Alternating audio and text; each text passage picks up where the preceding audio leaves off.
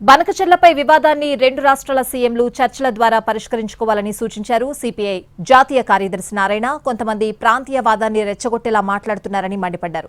ఎవరికీ నష్టం లేని పద్ధతిలో పరిష్కారాలు చేసుకోవాలని సూచించారు. ఇది సుపరిణామం.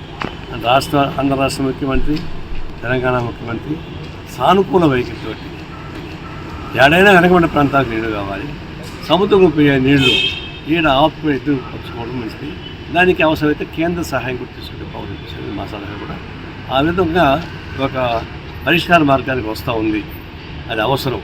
కానీ ఈలోపు ప్రాంతీయ ధోరణి రెచ్చగొట్టేవాళ్ళు, పర్సనాలిటీ కలిసి ఇబ్బంది పెట్టేవాళ్ళు తయారవుతున్నారు.